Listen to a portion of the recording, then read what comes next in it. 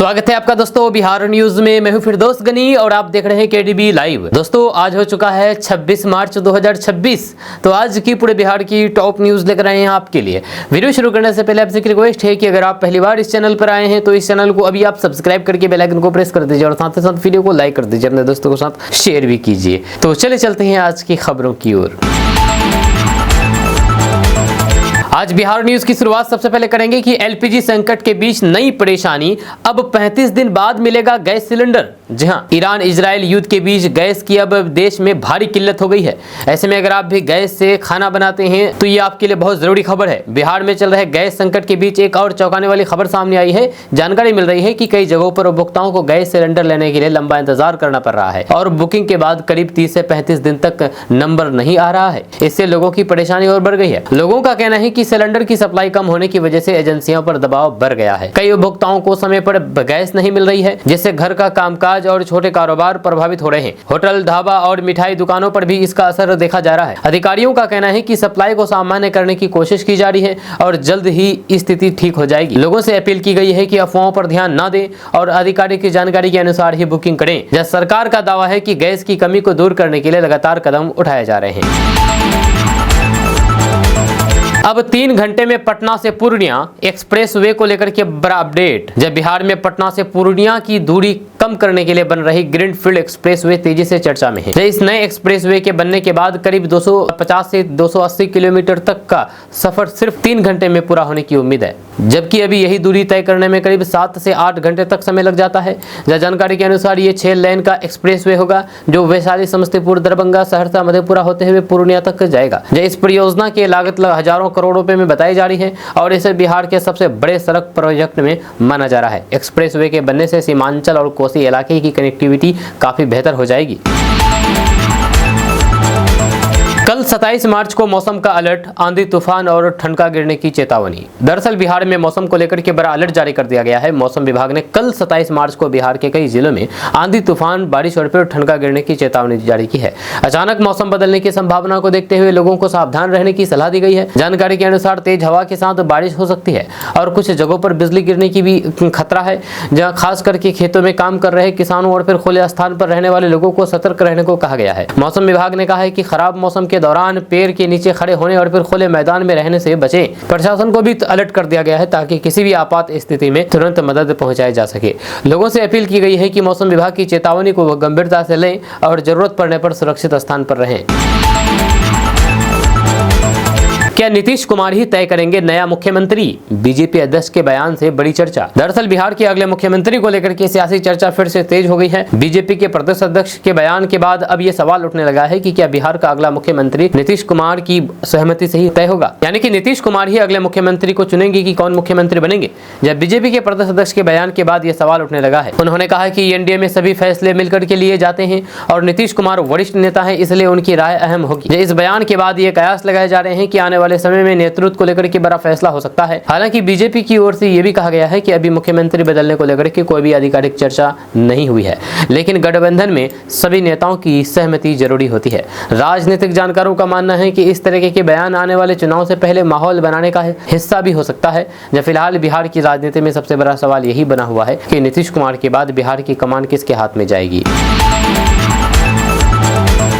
Gas संकट और महंगाई की मार, बंद होने लगी ढाबे और चाय की दुकान। बिहार में बढ़ती महंगाई और रसोई गैस की कमी का असर अब छोटे कारोबार पर साफ दिखाई देने लगा है। कई जगहों पर ढाबे, चाय और फिर नाश्ते की दुकानें बंद होने लगी है, क्योंकि गैस सिलेंडर समय पर नहीं मिल पा रहा है और कीमत भी काफी ज्यादा पड़ रही है। इससे छोटे दुकानदारों की कमाई पर सीधा असर पड़ा है। वहीं पर दुकानदारों का कहना है कि पहले जहाँ एक सिलेंडर से कई दिन काम चल रहा था, अब गैस मिलने में देरी हो रही है और खर्च बढ़ गया है। होटल, ढाबा और फिर ठेला चलाने वाले लोग सबसे ज्यादा परेशान है। जब कुछ लोगों ने तो दुकान अस्थायी रूप से बंद कर दी है क्योंकि खर्च निकालना मुश्किल हो गया है। जब लोगों का कहना है कि अगर जल्द गैस सप्लाई सामान्य नहीं हुई तो फिर हालात और खराब हो सकते हैं। प्रशासन का कहना है कि स्थिति को ठीक करने की कोशिश की जा रही है और जल्द ही गैस की उपलब्धता बढ़ाई जाएगी ताकि लोगों को राहत मिल सके।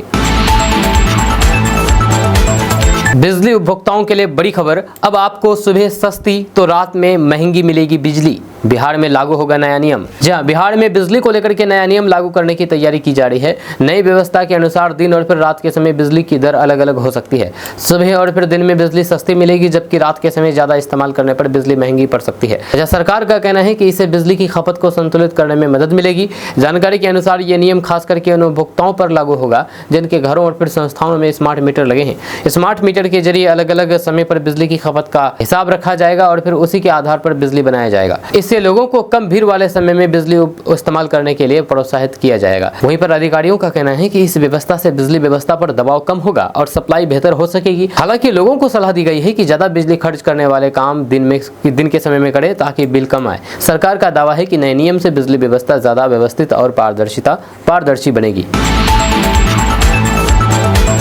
पुलिस व्यवस्था फेल, सरकार का इकबाल खत्म, तेजस्वी यादव का बड़ा हमला। दरअसल बिहार में कानून व्यवस्था को लेकर के तेजस्वी यादव ने एक बार फिर से सरकार पर जोरदार हमला बोला है। उन्होंने कहा है कि बिहार में पुलिस तंत्र पूरी तरह से फेल हो चुकी है और सरकार का इकबाल खत्म होता दिख रहा है। तेजस्वी यादव ने आरोप लगाया है कि अपराध की घटनाएं लगातार बढ़ रही है, लेकिन सरकार हालात संभालने में नाकाम है। तेजस्वी यादव ने कहा है कि आम लोगों में डर का माहौल है और फिर अपराधियों के हौसले बुलंद है।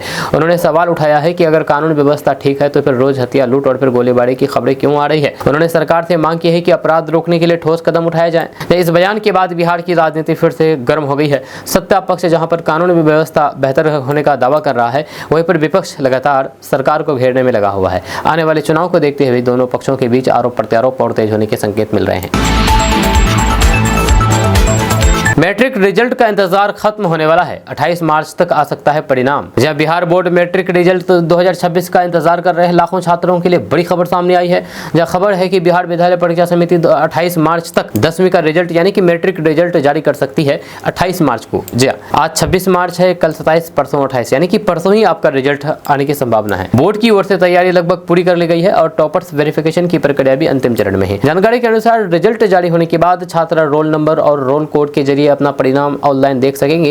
या इसके लिए बोर्ड की आधिकारिक वेबसाइट पर लिंक एक्टिव कर दिया जाएगा, जहां से मार्कशीट भी डाउनलोड की जा सकेगी। या हर साल की तरह इस बार भी रिजल्ट जारी होने से पहले टॉपर्स का इंटरव्यू और फिर डॉक्यूमेंट्स जांच की जा रही है, ताकि कोई भी गड़बड़ी ना हो। रिजल्ट को लेकर के बोर्ड जल्द ही आधिकारिक तारीख की घोषणा कर सकता है, इसलिए छात्रों को सलाह दी गई है कि वे अपना रोल नंबर तैयार रखें। रेलवे का नया नियम, टिकट कैंसिल करने पर नहीं मिलेगा पूरा पैसा। जी हां, रेलवे ने टिकट कैंसिलेशन से जुड़े हुए नियमों में बदलाव किया है, जिससे कई यात्रियों को झटका लग सकता है। नए नियम के अनुसार अगर तय समय में के बाद टिकट कैंसिल किया जाता है तो फिर पूरा पैसा वापस नहीं मिलेगा। रेलवे का कहना है कि ये नियम फर्जी बुकिंग रोकने और फिर सीटों का सही इस्तेमाल सुनिश्चित करने के लिए लागू किया गया है। नई व्यवस्था में रिफंड पाने के लिए यात्रियों को समय सीमा का खास ध्यान रखना होगा।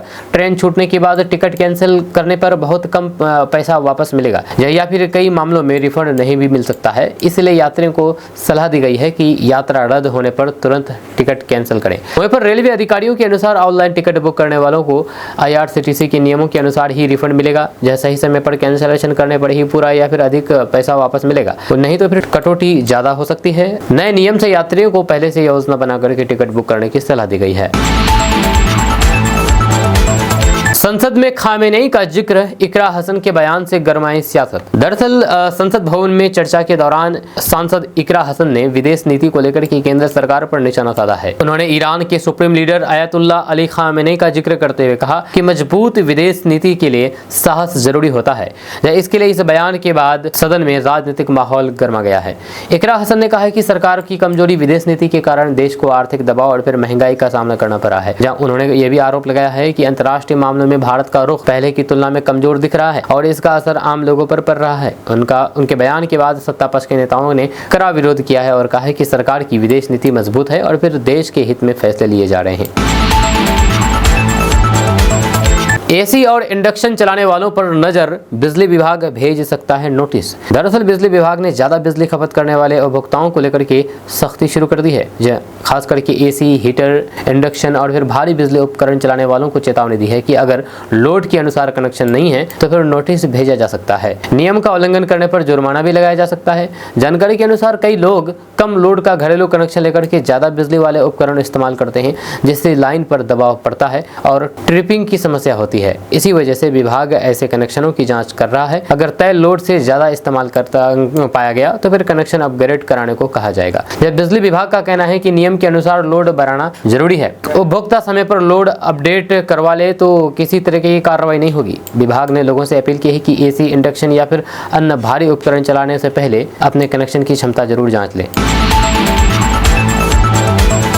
अगले सीएम को लेकर के प्रशांत किशोर की भविष्यवाणी, बोले बिहार में पहली बार होगा ऐसा। दरअसल बिहार की राजनीति को लेकर के जनसुराज के सूत्रधार प्रशांत किशोर ने बड़ा बयान दिया है। उन्होंने कहा है कि नीतीश कुमार के बाद बिहार में ऐसे राजनीतिक बदलाव होगा जो पहले कभी नहीं हुआ। प्रशांत किशोर का कहना है कि आने वाले समय में राज्य में यानी कि बिहार में नई तरीके की राजनीति देखने को मिलेगी और जनता पारंपरिक दलों से अलग फैसला ले सकती है। उन्होंने कहा है कि बिहार की जनता अब पुराने नेताओं से हट करके नए विकल्प की तलाश में है। उनके अनुसार आने वाले चुनाव में ऐसा परिणाम आ सकता है जो अब तक की राजनीति से बिल्कुल भी अलग होता है। प्रशांत किशोर ने भी कहा कि पहली बार बिहार में ऐसा माहौल बन रहा है जहां लोग बदलाव के लिए तैयार दिखाई दे रहे हैं। प्रशांत किशोर के इस बयान के बाद सियासी हलचल तेज हो गई है। राजनीतिक जानकारों का मानना है कि आने वाले चुनाव को देखते हुए ऐसे बयान और बढ़ेंगे।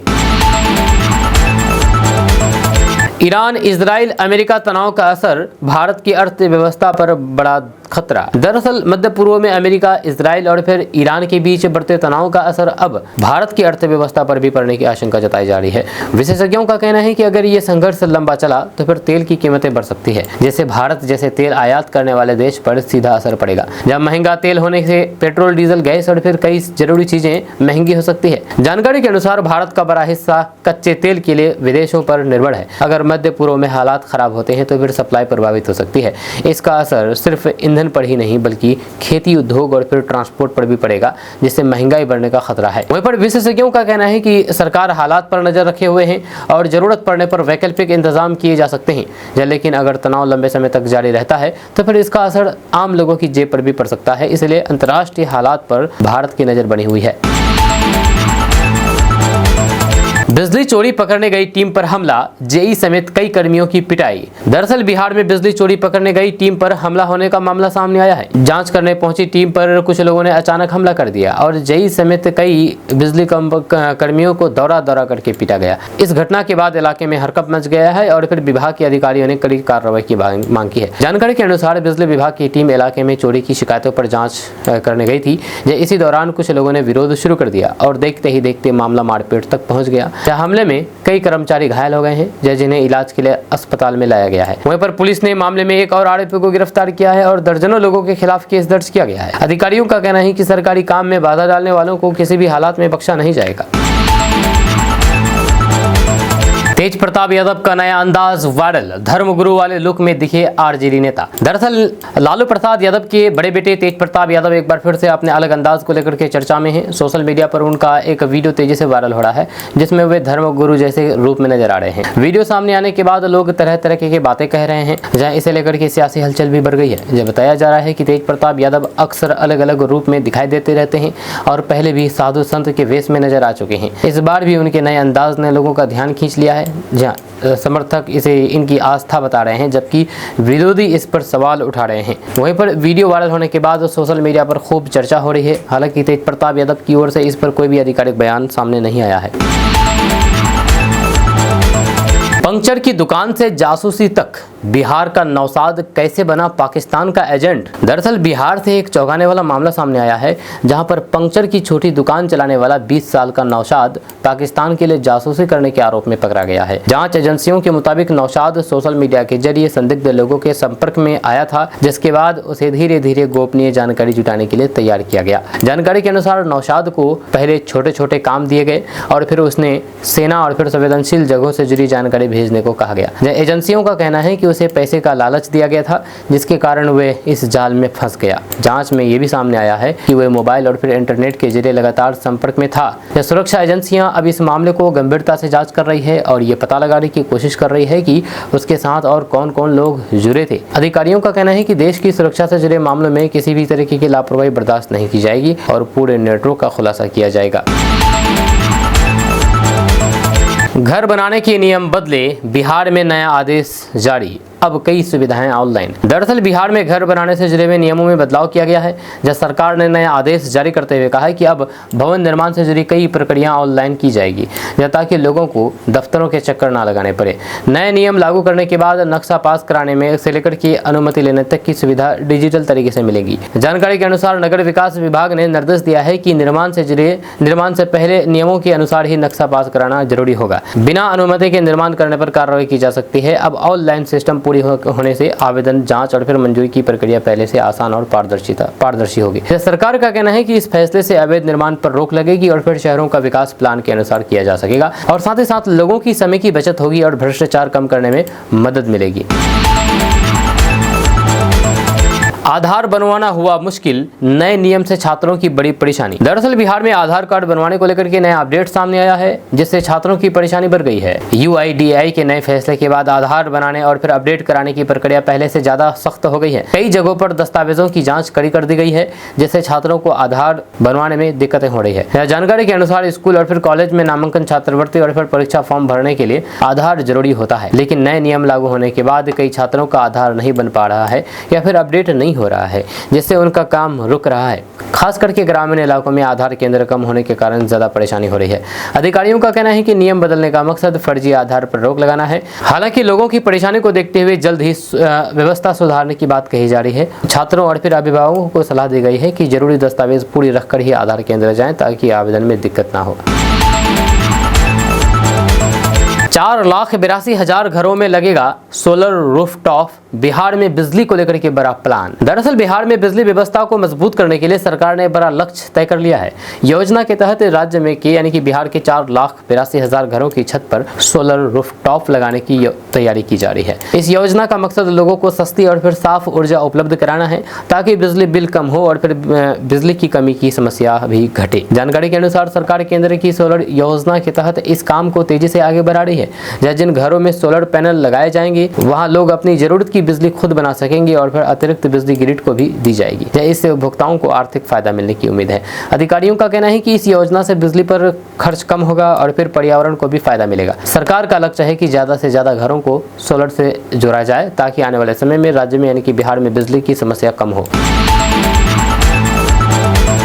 गैस नहीं है तो दही चूरा खाओ, ये वीडियो सोशल मीडिया पर जम करके वायरल हो रहा है। जी हाँ, गैस संकट को लेकर के सोशल मीडिया पर वायरल एक वीडियो ने बिहार की राजनीति गर्म कर दी है। वायरल वीडियो में गैस नहीं मिलने की शिकायत पर दही चूरा खाओ जैसा बयान सुनाई दे रहा है, जिसके बाद विपक्ष ने सरकार पर जोरदार हमला शुरू कर दिया है। आरजेडी ने इस मुद्दे को लेकर के केंद्र सरकार के प्रधानमंत्री पर निशाना साधते हुए कहा है कि लोगों को गैस नहीं मिल रही है और सरकार मजाक कर रही है। आरजेडी नेताओं का कहना है कि गैस सिलेंडर की कमी से आम लोगों का जीवन प्रभावित हो रहा है। घरों में खाना बनाने से लेकर के होटल और फिर छोटे कारोबार तक पर असर पड़ रहा है, लेकिन सरकार समस्या का समाधान करने के बजाय बयानबाजी करने लगी है। उन्होंने कहा है कि ये हालात जनता के लिए मुश्किल पैदा कर रहे हैं। बिहार की शिक्षा व्यवस्था पर सवाल, कई स्कूलों में नहीं बिजली, पानी और शौचालय। जी हां, बिहार की शिक्षा व्यवस्था को लेकर के एक बार फिर से बड़े सवाल उठ रहे हैं। रिपोर्ट्स के अनुसार बिहार के कई सरकारी स्कूलों में अब तक बिजली, पीने का पानी और फिर शौचालय जैसी बुनियादी सुविधाएं भी पूरी तरह से उपलब्ध नहीं है। ऐसे हालात में बच्चों की पढ़ाई प्रभावित हो रही है और अभिभावकों में भी नाराजगी बढ़ रही है। जानकारी के मुताबिक कई स्कूलों में क्लास तो चल रही है, लेकिन जरूरी सुविधाओं की कमी के कारण छात्रों को परेशानी झेलनी पड़ रही है। गर्मी के मौसम में बिजली नहीं होने से दिक्कत बढ़ जाती है, वहीं पर पानी और शौचालय की कमी से खास करके लड़कियों की पढ़ाई पर असर पड़ता है। बिहार में छुट्टी का नया नियम लागू, अब पोर्टल से ही देनी होगी अर्जी। जब बिहार सरकार ने छुट्टी को लेकर के नया नियम लागू कर दिया है, अब सरकारी कर्मचारियों को छुट्टी लेने के लिए ऑनलाइन पोर्टल के जरिए ही आवेदन करना होगा। बिना पोर्टल पर अर्जी दिए और मंजूरी लिए छुट्टी मान्य नहीं होगी। इस नए सिस्टम को लागू करने का मकसद कामकाज में पारदर्शिता लाना और बिना जानकारी छुट्टी लेने की आदत पर रोक लगाना है। जानकारी के अनुसार सभी विभागों के कर्मचारियों को तय पोर्टल पर लॉगिन करके छुट्टी के लिए आवेदन करना होगा। यह अधिकारी ऑनलाइन ही छुट्टी को मंजूरी या फिर खारिज करेंगे। अगर कोई कर्मचारी बिना अनुमति छुट्टी पर जाता है तो फिर उसके खिलाफ कार्रवाई भी की जा सकती है। किसानों के लिए बड़ी खुशखबरी, अब मसूर की फसल पर भी मिलेगा एमएसपी। जी हां, बिहार के किसानों के लिए राहत भरी खबर सामने आई है। अब धान और गेहूं के बाद मसूर की फसल में भी न्यूनतम समर्थन मूल्य यानी कि एमएसपी का लाभ मिलेगा। केंद्र सरकार ने मसूर की सरकारी खरीद को मंजूरी दे दी है, जिससे किसानों को अपनी उपज का सही दाम मिलने की उम्मीद बढ़ गई है। जानकारी के अनुसार सरकार तय दर पर मसूर की खरीद करेगी ताकि किसानों को बाजार में कम कीमत मिलने की परेशानी ना हो। इसके लिए खरीद केंद्र बनाए जाएंगे और फिर पंजीकरण के बाद किसान अपनी फसल बेच सकेंगे। इस फैसले से दलहन की खेती को बढ़ावा मिलने की उम्मीद है। वहीं पर अधिकारियों का कहना है कि एमएसपी पर खरीद शुरू होने से किसानों की आय बढ़ेगी और फिर उन्हें नुकसान से बचाया जा सकेगा। क्या है ऑपरेशन लंगरा? बिहार पुलिस के एक्शन से डरने लगे अपराधी। दरअसल बिहार में बढ़ते अपराध को रोकने के लिए पुलिस ने एक खास अभियान शुरू किया है, जिसे ऑपरेशन लंगरा कहा जाता है। इस ऑपरेशन के तहत पुलिस कुख्यात अपराधियों के खिलाफ सख्त कार्रवाई कर रही है। खुफिया जानकारी के आधार पर छापेमारी, मुठभेड़ और फिर गिरफ्तारी की जा रही है ताकि अपराधियों में डर का माहौल बनाया जा सके। इस अभियान का नाम ऑपरेशन लंगरा इसलिए पड़ा क्योंकि कई मामलों में पुलिस मुठभेड़ के दौरान भागने की कोशिश करने वाले अपराधियों के पैर में गोली मार करके उन्हें घायल करके गिरफ्तार करती है। पुलिस का कहना है कि ये कार्रवाई नियम और फिर सुप्रीम कोर्ट की गाइडलाइन के तहत की जाती है ताकि अपराधियों को पकड़ा जा सके लेकिन जान का नुकसान ना हो। अधिकारियों के मुताबिक इस ऑपरेशन का मकसद अपराधियों में खौफ पैदा करना, फरार बदमाशों को पकड़ना और संगठित अपराध पर रोक लगाना है।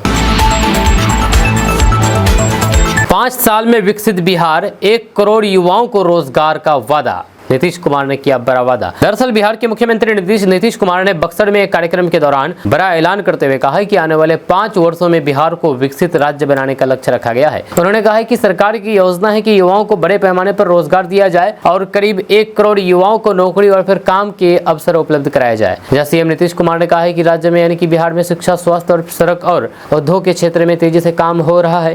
जहाँ सरकार चाहती है कि बिहार के युवाओं को रोजगार के लिए बाहर न जाना पड़े और उन्हें अपने ही राज्य में अवसर मिले, इसके लिए नई योजनाएं शुरू की जा रही है और निवेश बढ़ाने पर जोर दिया जा रहा है। नीतीश कुमार ने कहा है कि विकास के काम लगातार जारी रहेंगे और आने वाले समय में इसका असर साफ दिखाई देगा। उन्होंने लोगों से सरकार के काम पर भरोसा रखने की अपील की है और कहा है कि बिहार को आगे बढ़ाने के लिए सभी को मिलकर के काम करना होगा। क्या फिर साथ आएंगे चाचा भतीजा? चिराग और पारस को लेकर के बड़ा बयान। दरअसल बिहार की राजनीति में एक बार फिर से चाचा भतीजे की जोड़ी को लेकर के चर्चा तेज हो गई है। पशुपति पारस से जब पूछा गया है कि क्या वे आगे चिराग पासवान के साथ राजनीति करेंगे, तो उन्होंने इशारों में जवाब देते हुए कहा कि परिवार का रिश्ता अपनी जगह है और राजनीति में क्या होगा ये समय तय करेगा। जहाँ उनके इस बयान के बाद सियासी गलियारों में नई अटकलें शुरू हो गई है। जहाँ पशुपति पारस ने कहा है कि मतभेद होना अलग बात है लेकिन रिश्ते खत्म नहीं होते। उन्होंने सीधे तौर पर कुछ साफ नहीं कहा है, लेकिन उनके बयान को दोनों नेताओं के बीच रिश्ते सुधरने की संकेत के रूप में देखा जा रहा है। वहीं चिराग पासवान की ओर से अभी तक इस पर कोई भी बयान नहीं आया है। कानून व्यवस्था पर तेजस्वी का हमला, बोले निर्दोषों पर हो रही है कार्रवाई, अब न्याय जरूरी। दरअसल बिहार में कानून व्यवस्था को लेकर के तेजस्वी यादव ने सरकार पर तीखा हमला बोला है। उन्होंने कहा है कि बिहार में हालात खराब हो चुके हैं और पुलिस की कार्रवाई पर भी सवाल उठ रहे हैं। तेजस्वी यादव ने आरोप लगाया है कि कुछ मामलों में पुलिस गलत तरीके से कार्रवाई कर रही है और निर्दोष लोगों को परेशान किया जा रहा है। तेजस्वी यादव ने कहा कि अगर कहीं भी पुलिस की गलती सामने आती है तो उसकी निष्पक्ष जांच होनी चाहिए। उन्होंने कहा है कि कानून का काम लोगों की सुरक्षा करना है, लेकिन अगर जनता ही असुरक्षित महसूस करे तो फिर यह गंभीर बात है। उन्होंने सरकार से मांग की है कि पूरे मामले की जांच करके दोषियों पर कार्रवाई की जाए। इस बयान के बाद बिहार की राजनीति फिर से गर्मा गई है। सत्ता पक्ष जहां पर कानून व्यवस्था को बेहतर बता रहे हैं, वहीं विपक्ष लगातार अपराध और फिर पुलिस कार्रवाई को मुद्दा बना करके सरकार को घेरने में लगा है। जहां आने वाले समय में इस मुद्दे पर और बयानबाजी तेज होने के संकेत मिल रहे हैं। पेंशन को लेकर के बड़ा बदलाव, अब रिटायर्ड कर्मचारियों को समय पर मिलेगी राशि। दरअसल बिहार के रिटायर्ड कर्मचारियों के लिए राहत भरी खबर सामने आई है। सरकार ने पेंशन व्यवस्था में बड़ा बदलाव किया है, जिससे अब पेंशन समय पर मिलने की गारंटी देने की बात कही गई है। नई व्यवस्था लागू होने के बाद भुगतान प्रक्रिया को आसान और तेज बनाने की कोशिश की गई है। जानकारी के अनुसार अब पेंशन से जुड़ी कई प्रक्रियाएं ऑनलाइन कर दी गई है, ताकि फाइलों में देरी ना हो। विभागों को निर्देश दिया गया है कि रिटायर्ड के बाद कागजी प्रक्रिया तुरंत पूरी की जाए, जिससे कर्मचारियों को महीनों इंतजार न करना पड़े। यह सरकार का कहना है कि नई व्यवस्था से पारदर्शिता बढ़ेगी और रिटायर्ड कर्मचारियों को समय पर पैसा मिलेगा। अधिकारियों को सख्त निर्देश दिया गया है कि पेंशन भुगतान में लापरवाही मिलने पर जिम्मेदार लोगों पर कार्रवाई की जाएगी। मीसा भारती का नीतीश पर तंज, बोली अब परिवार पर नहीं बोल पाएंगे। दरअसल आरजेडी के नेता लालू प्रसाद यादव की बड़ी बेटी मीसा भारती ने मुख्यमंत्री नीतीश कुमार पर तंज कसते हुए बड़ा बयान दिया है। उन्होंने कहा है कि अब नीतीश कुमार परिवारवाद पर ज्यादा बोल नहीं पाएंगे। मीसा भारती ने कहा कि राजनीति में सबको दूसरों पर आरोप लगाने से पहले खुद को देख लेना चाहिए। जब उनके इस बयान के बाद बिहार की सियासत फिर से गर्मा गई है। मीसा भारती ने मजाकिया अंदाज में यह भी कहा है कि नीतीश कुमार को अब उप प्रधानमंत्री बनने की कोशिश करनी चाहिए। उन्होंने कहा है कि बिहार की राजनीति में लगातार बदलते हालात के बीच कई तरह की बातें सामने आ रही है, इसलिए आगे क्या होगा ये कहना मुश्किल है। क्या दबाव में राज्यसभा गए नीतीश? तेजस्वी के दावे से क्यों गरमाई बिहार की सियासत? दरअसल बिहार की राजनीति में एक बार फिर से हलचल मच गई है। तेजस्वी यादव ने दावा किया है कि मुख्यमंत्री नीतीश कुमार अपनी इच्छा से नहीं बल्कि दबाव में राज्यसभा भेजे जा रहे हैं। तेजस्वी यादव का आरोप है कि बीजेपी जेडीयू को कमजोर करने की रणनीति पर काम कर रही है और इसी वजह से नीतीश कुमार को दिल्ली की राजनीति में भेजा जा रहा है। तेजस्वी यादव ने कहा है कि शुरू से ही उन्हें शक था कि बिहार में सत्ता का समीकरण बदलेगा और राज्यसभा जाना उसी योजना का हिस्सा है। उनका कहना है कि अगर नीतीश कुमार राज्यसभा जाते हैं तो फिर इससे बिहार की राजनीति में बड़ा बदलाव हो सकता है और नेतृत्व परिवर्तन की स्थिति भी बन सकती है। हालांकि एनडीए की तरफ से ऐसे आरोपों को खारिज किया जा रहा है।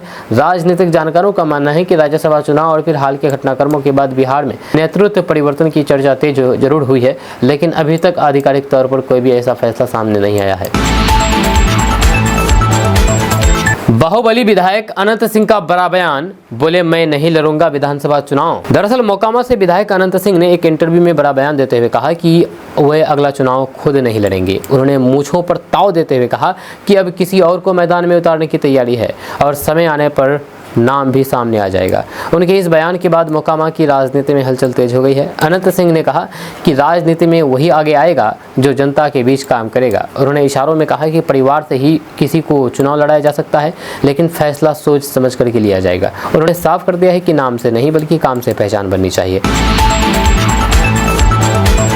दोस्तों, क्या किशनगंज में भी गैस संकट जैसी स्थिति बनी है? ये सवाल इसीलिए उठ रहा है क्योंकि आज एक बार फिर से किशनगंज में गैस संकट पर लोगों का गुस्सा फूट पड़ा है। सड़कों पर आकर के विरोध प्रदर्शन किया, पुतला जलाया गया। ऐसे में सवाल यह है कि क्या किशनगंज में भी गैस संकट जैसी स्थिति बनी है या फिर बन रही है? अगर ऐसा हो जाता है तो फिर किशनगंज के लाखों घरों में चूल्हा जलना मुश्किल हो जाएगा। आपको बता दूं कि किशनगंज में रसोई गैस की किल्लत अब लोगों की रोजमर्रा की जिंदगी पर सीधा असर डाल रही है और इसी मुद्दे को लेकर के अब सियासत भी तेज हो गई है। किशनगंज जिले में कांग्रेस कार्यकर्ताओं ने सड़क पर उतरकर के केंद्र सरकार के खिलाफ जोरदार विरोध प्रदर्शन किया। तो आपको बता दूं कि नगर परिषद क्षेत्र के फल चौक पर मंगलवार को कांग्रेस नेताओं और फिर कार्यकर्ताओं की भीड़ जुटी, जहां पर जिलाध्यक्ष इमाम अली चिंटू की अगुवाई में प्रधानमंत्री नरेंद्र मोदी का पुतला जलाया गया और अपना विरोध दर्ज कराया गया। इस दौरान प्रदर्शनकारियों ने केंद्र सरकार की नीतियों को जिम्मेदार ठहराते हुए जमकर के नारेबाजी की। जहां कांग्रेस नेताओं का कहना है कि किशनगंज समेत पूरे इलाके में गैस सिलेंडर की भारी कमी हो गई है। आम लोग सिलेंडर के लिए भटक रहे हैं, लेकिन आसानी से उपलब्ध नहीं हो रहा है। ऊपर से लगातार बढ़ती कीमतों ने लोगों की परेशानी और बढ़ा दी है। जी हाँ, उन्होंने कहा कि सबसे ज्यादा असर गरीब परिवारों और फिर महिलाओं पर पड़ रहा है। हालात ऐसे हो गए हैं कि कई घरों में अब फिर से लकड़ी और कोयले पर खाना बनाना पड़ रहा है। इससे न सिर्फ खर्च बढ़ रहा है बल्कि महिलाओं को भी दिक्कतों का सामना करना पड़ रहा है। प्रदर्शन के दौरान गैस संकट खत्म करो, महिलाओं पर बोझ बंद करो और केंद्र सरकार जवाब दो जैसे नारे गूंजते रहे। नेताओं ने आरोप लगाया है कि सरकार जनता की बुनियादी जरूरतों को नजरअंदाज कर रही है। कांग्रेस कार्यकर्ताओं ने यह भी कहा कि यह समस्या सिर्फ एक जिले तक सीमित नहीं है बल्कि देश के कई हिस्सों में लोग इस तरह की दिक्कत झेल रहे हैं।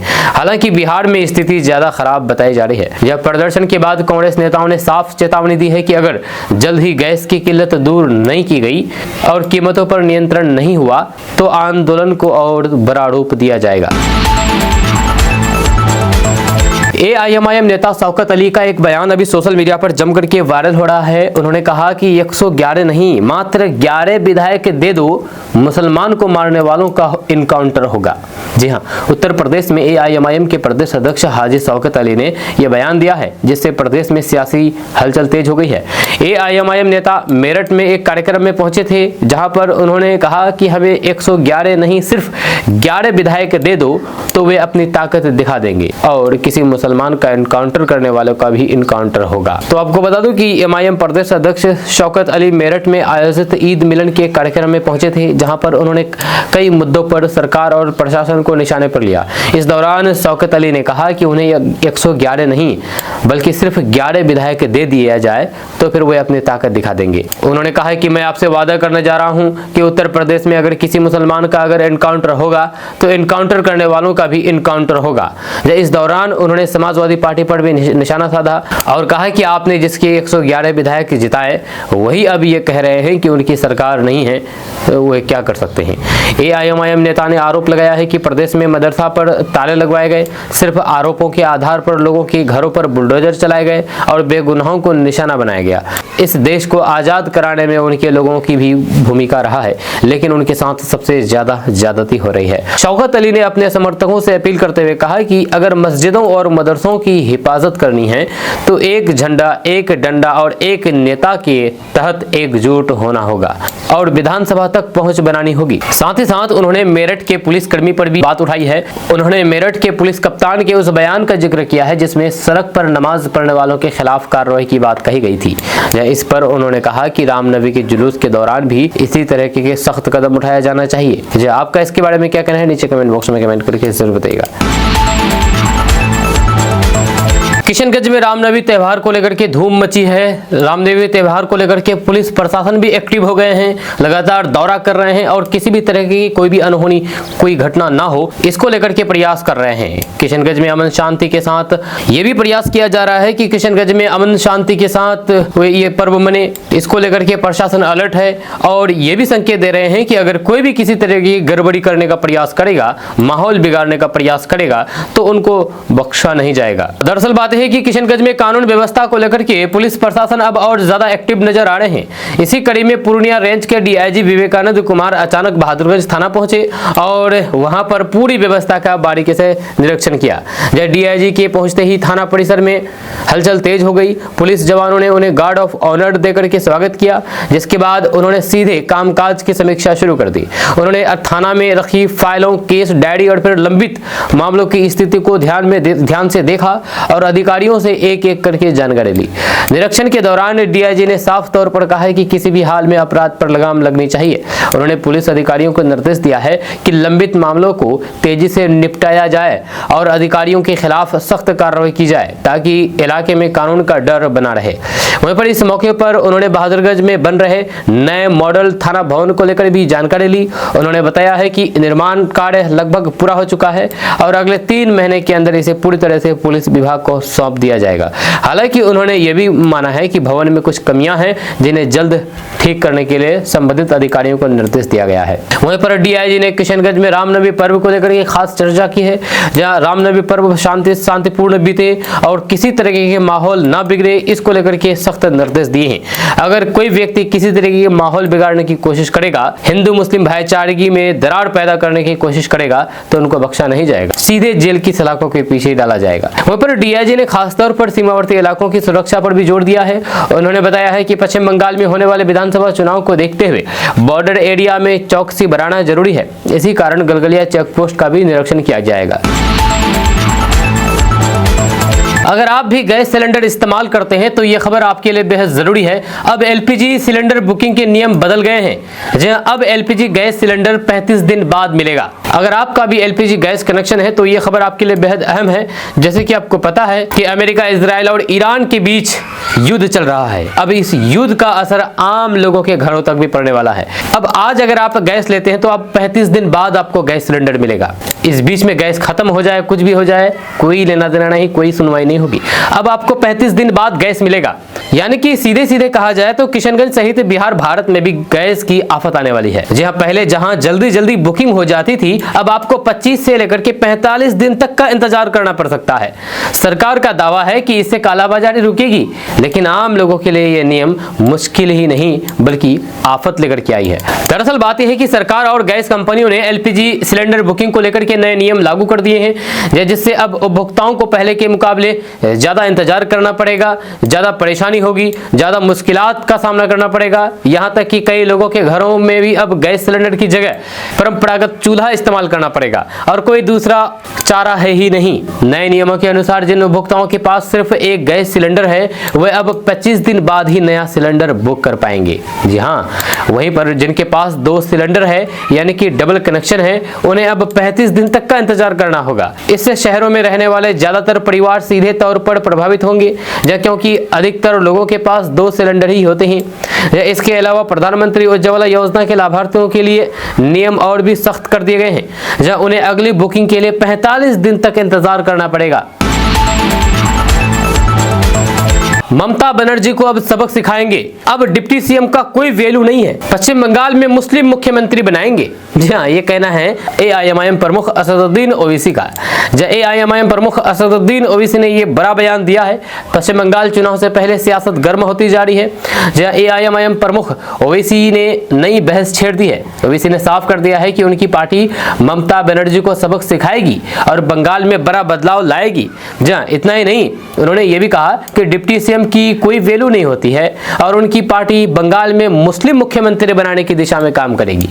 इस बयान के बाद राजनीतिक माहौल और भी गर्म हो गया है। हालांकि असदुद्दीन ओवैसी ने बिहार में भी आकर के वही बात कहा था कि अब अब्दुल्ला का बेटा मुख्यमंत्री बनेगा। हालांकि तो ऐसा हुआ नहीं, लेकिन असदुद्दीन ओवैसी अब पश्चिम बंगाल जाकर के कह रहे हैं कि ममता बनर्जी को सबक सिखाएंगे और यहाँ पर मुस्लिम मुख्यमंत्री बनाएंगे। दरअसल पश्चिम बंगाल विधानसभा चुनाव से पहले एआईएमआईएम प्रमुख असदुद्दीन ओवैसी ने बड़ा और विवादित बयान दिया है, जिससे सियासी हलचल तेज हो गई है।